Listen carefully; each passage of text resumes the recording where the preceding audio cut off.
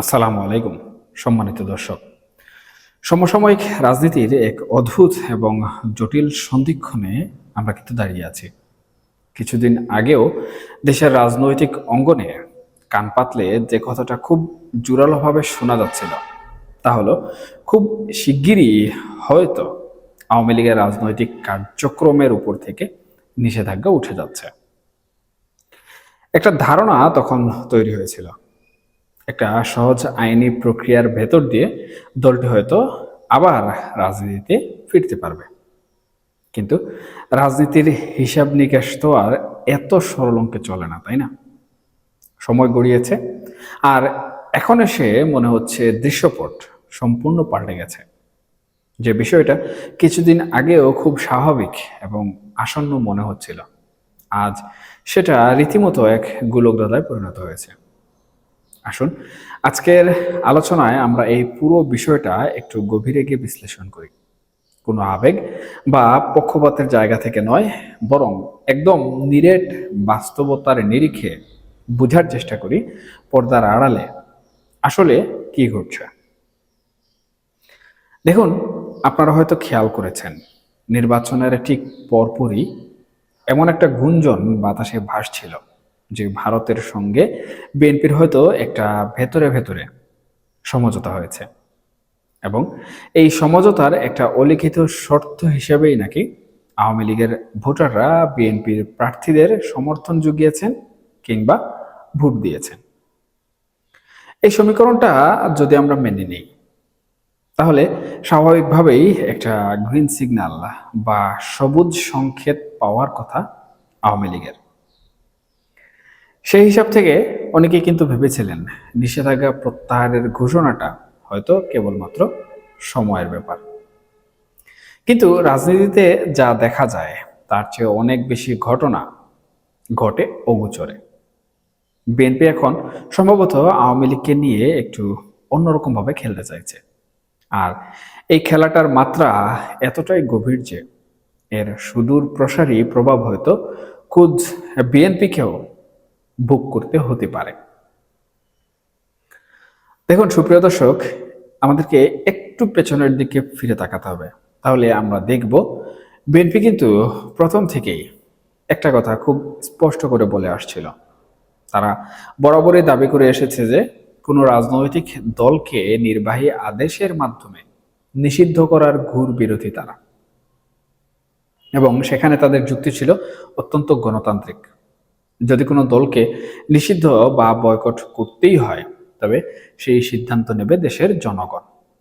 এমনকি বিএনপির শীর্ষ নেতৃত্ব, বিশেষ করে জনাব তারেক রহমান সাহেব শপথ নেয়ার পর বিদেশি গণমাধ্যমে দেয়া এক সাক্ষাৎকারে সজীব ওয়াজেদ জয় এবং সায়মা ওয়াজেদ পুতুলের রাজনীতিতে ফেরার প্রসঙ্গে খুব ইতিবাচক একটা কথা কিন্তু বলেছিলেন। কি বলেছিলেন? তিনি বলেছিলেন তারা যদি দেশে ফিরে রাজনীতি করতে চায় এবং দেশের জনগণ যদি সেটা মেনে নেয়, তবে সেখানে বিএনপির কোনো আপত্তি নেই। এই যে একটা উদার এবং গণতান্ত্রিক অবস্থান, এটা থেকে কিন্তু আমরা সবাই এক ধরনের ইঙ্গিত পাচ্ছিলাম, এবং সেটা হচ্ছে আওয়ামী লীগের উপরে থাকা নিষেধাজ্ঞার খড়গ হয়তো খুব দ্রুতই সরে যাবে। কিন্তু ওই যে আমি বললাম, রাজনীতির হিসাব মুহূর্তেই কিন্তু পাল্টে যায়। বর্তমানে আমরা যা দেখতে পাচ্ছি তা কিন্তু বিএনপির সেই আগের বক্তব্যের সাথে একেবারেই মিলছে না। দেখুন, অন্তর্বর্তীকালীন সরকারের আমলে সন্ত্রাস বিরোধী আইন ব্যবহার করে যে অধ্যাদেশ জারির মাধ্যমে আওয়ামী লীগের রাজনৈতিক কার্যক্রম নিষিদ্ধ করা হয়েছিল, সেই অধ্যাদেশটিকেই এখন সংসদে আইনের রূপ দিতে যাচ্ছে বর্তমান সরকার বা নীতি নির্ধারকরা। এখানে একটা চমকপ্রদ তথ্য আপনাদেরকে জানিয়ে রাখি। অন্তর্বর্তীকালীন সরকারের সময় রাষ্ট্রপতির মাধ্যমে মোট 133টি অধ্যাদেশ জারি করা হয়েছিল। এর মধ্যে 98টি অধ্যাদেশ কোনো রকম পরিবর্তন ছাড়াই আইনে পরিণত করার সুপারিশ কিন্তু করা হয়েছে। 4টি বাতিল করা হয়েছে, আর 16টি এখনই উত্থাপন না করার সিদ্ধান্ত হয়েছে। কিন্তু সবচেয়ে গুরুত্বপূর্ণ বিষয় হলো 15টি অধ্যাদেশ সংশোধন করে সংসদে বিল হিসাবে তোলার সুপারিশ করা হয়েছে। আর এই 15টির মধ্যেই লুকিয়ে আছে আওয়ামী লীগের ভাগ্যের চাবিকাঠি। গত 2025 সালের 11 মে জারি করা সেই সন্ত্রাস বিরোধী অধ্যাদেশটিও এই সংশোধনের তালিকায় কিন্তু রয়েছে। সুপ্রিয় দর্শক, এখন আপনাদের মনে প্রশ্ন জাগতে পারে, সংশোধন করে আসলে কি যুক্ত করা হচ্ছে? আর এখানে কিন্তু আসল খেলাটা লুকিয়ে আছে। আমরা যদি একটু মে মাসের সেই দিনগুলোর দিকে ফিরে তাকাই, যখন যমুনা ঘেরাও কর্মসূচি চলছিল, তখন এবি পার্টি, গণ অধিকার পরিষদ বা জামাতে ইসলামের মতো দলগুলোর চাপে সন্ত্রাস বিরোধী আইনের 2টি ধারা সংশোধন করা হয়েছিল। আগে আইনে ছিল কোনো সংগঠনকে সন্ত্রাসী কার্যক্রমে জড়িত থাকলে পুরোপুরি নিষিদ্ধ করা যাবে, কিন্তু কার্যক্রম নিষিদ্ধ করার কোনো কথা স্পষ্টভাবে বলা ছিল না। তখন ধারা সংশোধন করে বলা হলো, আওয়ামী লীগের মতো দলকে পুরোপুরি নিষিদ্ধ না করলেও নির্বাহী আদেশে তাদের যে রাজনৈতিক কার্যক্রম রয়েছে সেই রাজনৈতিক কার্যক্রম নিষিদ্ধ করা যাবে। সেই 20 ধারা অনুযায়ী আওয়ামী লীগের সভা সমাবেশ, মিছিল, দলীয় কার্যক্রম খোলা রাখা, ব্যাংক হিসাব পরিচালনা, এমনকি গণমাধ্যম বা সোশ্যাল মিডিয়ায় প্রচার প্রচারণা সবকিছু কিন্তু বন্ধ করে দেওয়া হয়। এবং এর পরবর্তী দিন থেকে আমরা দেখেছি এটি বাংলাদেশের রাজনীতিতে আওয়ামী লীগের জন্য এক প্রকার অভিশাপ হয়ে কিন্তু দেখা দিয়েছিল। এখন পর্যন্ত সেই নিষিদ্ধ আদেশ বলবৎ রয়েছে। কিন্তু মজার ব্যাপার হলো, এই কাজগুলো করলে বা নিষেধাজ্ঞা অমান্য করলে কি শাস্তি হবে সেটা কিন্তু সেই অধ্যাদেশে উল্লেখ ছিল না।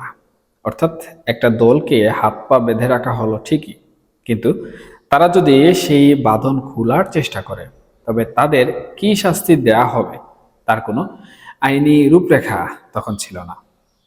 আর ঠিক এই দুর্বল জায়গাটাতেই এখন আঘাত করা হচ্ছে। এই অধ্যাদেশটিকে যখন এখন আইনে পরিণত করা হচ্ছে, তখন এর সঙ্গে অত্যন্ত কঠোর কিছু শাস্তির বিধান কিন্তু জুড়ে দেওয়ার প্রক্রিয়া চলমান রয়েছে। এর মানে কি দাঁড়াচ্ছে? এর মানে হলো, নির্বাহী আদেশ প্রত্যাহার করা ছাড়া তো আওয়ামী লীগ রাজনীতিতে ফিরতেই পারবে না। উল্টো এই শাস্তির বিধান সহ আইন পাশ হলে তাদের রাজনীতিতে ফেরার পথটা আরো শতগুণ বেশি জটিল এবং কর্কটাকীর্ণ হয়ে যাবে। এই চরম প্রতিকূল পরিস্থিতিতে আওয়ামী লীগ আসলে কি ভাবছে? খুব স্বাভাবিকভাবেই তারা এই মুহূর্তে খুব মেপে পা ফেলছে। প্রকাশ্যে তারা খুব বেশি মন্তব্য করতেও কিন্তু রাজি হচ্ছে না। তাদের ওই একটাই কথা, অতীতেও তারা বহুবার খাদের কিনারায় দাঁড়িয়েছে, বহু রাজনৈতিক বিপর্যয় তারা পার করে এসেছে। এবারও তারা জনগণের উপরেই আস্থা রাখছে এবং তারা বিশ্বাস করে জনগণই চূড়ান্ত সিদ্ধান্ত নেবে। আর যদি আইনি লড়াইয়ের প্রয়োজন হয় তবে তারা সেই আইনি পথেই হাঁটবে। এটা রাজনৈতিক দল হিসাবে তাদের স্বাভাবিক প্রতিক্রিয়া। কারণ আওয়ামী লীগ কিংবা বিএনপির মতো দল, যাদের শেকড় এই বাংলার সমাজের একেবারে রন্ধ্রে রন্ধ্রে প্রবেশ করে আছে, তাদের শুধু একটা আইনি নোটিশ কিংবা নিষেধাজ্ঞা দিয়ে যে রাজনীতি থেকে চিরতরে মুছে ফেলা যাবে, এই সাধারণ সত্যটা রাজনীতি সচেতন যে কেউ কিন্তু খুব ভালো করে নিবে না। এখন সবচেয়ে বড় এবং গুরুত্বপূর্ণ যে বিশ্লেষণটা আমি আপনাদের সামনে রাখতে চাই তা হলো, এই পুরো খেলায় আসলে লাভবান হচ্ছে কে? বিএনপি যে তাদের চিরাচরিত গণতান্ত্রিক আদর্শের বাইরে কি নিজেদের আগের দেয়া বক্তব্যের সম্পূর্ণ বিপরীত মেরুতে দাঁড়িয়ে আওয়ামী লীগকে কুণ্ঠাসা করার এই খেলায় মেতেছে, এতে কি দিন শেষে বিএনপির ঘরে ফসল উঠবে? উত্তরটা সম্ভবত না। রাজনৈতিক পর্যবেক্ষক হিসেবে আমার ক্ষুদ্র জ্ঞানে যা মনে হয়, এই চালটা বিএনপির জন্য মারাত্মক একটা বুমেরাং হতে পারে। কেন?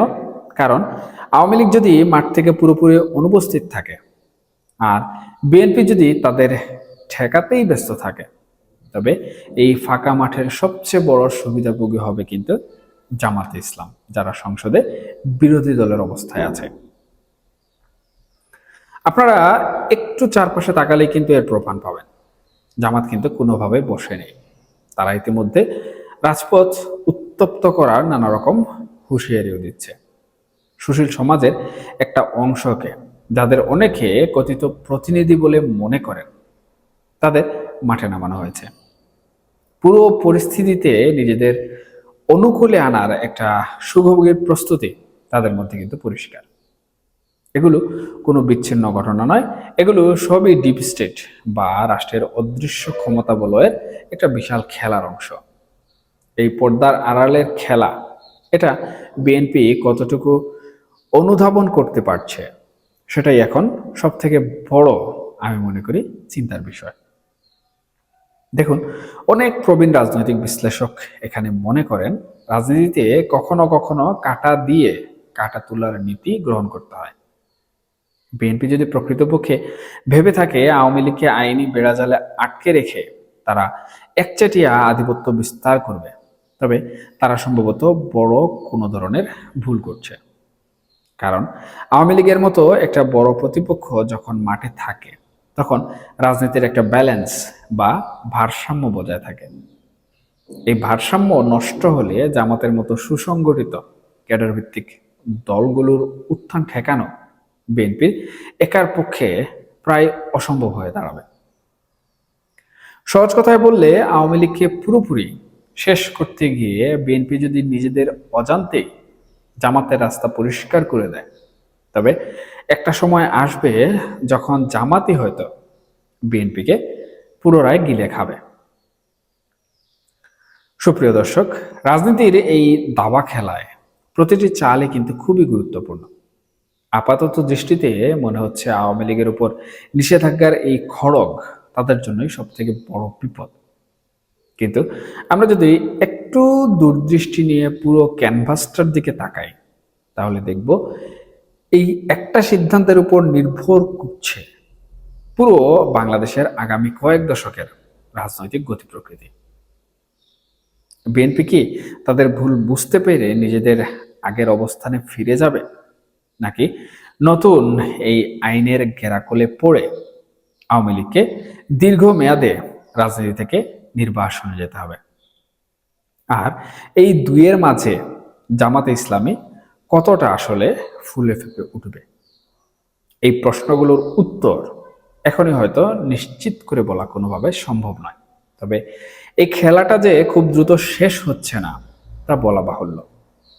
কারণ সবথেকে গুরুত্বপূর্ণ যে পয়েন্ট, সেটা হচ্ছে আওয়ামী লীগ। কারণ তারা বিগত ১.৫ বছর ধরে বাংলাদেশের রাজনীতি থেকে নিষিদ্ধ।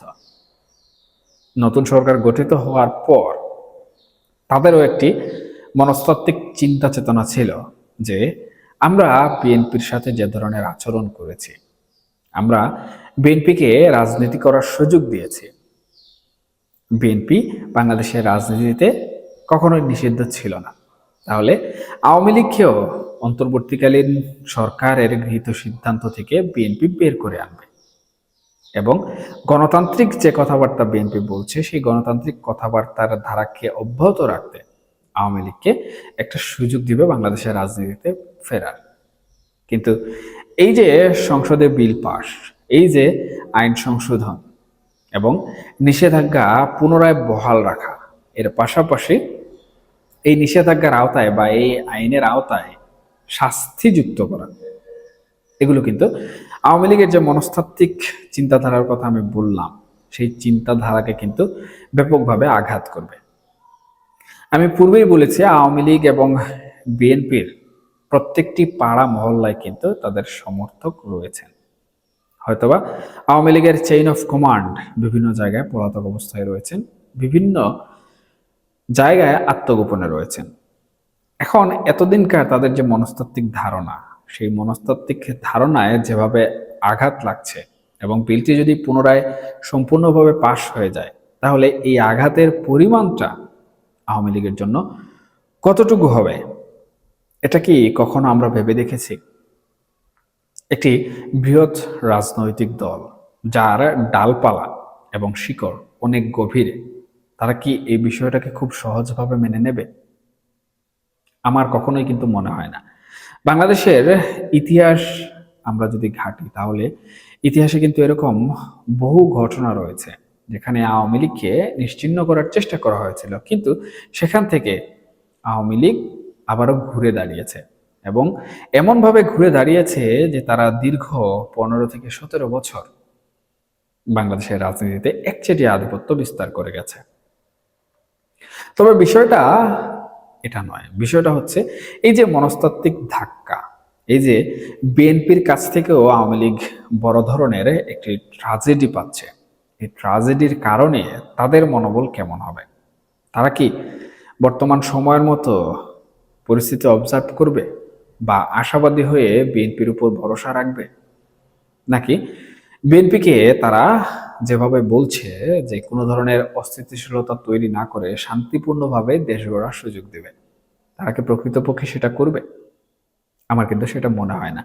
যখন এই বিলটি পাশ হয়ে যাবে, তখন দেখবেন আওয়ামী লীগের কেন্দ্রীয় থেকে তৃণমূল পর্যায় পর্যন্ত এক ধরনের স্ফুলিঙ্গ ছড়িয়ে পড়বে, এবং এই স্ফুলিঙ্গ ধীরে ধীরে কিন্তু একটা আন্দোলনের রূপ নেবে।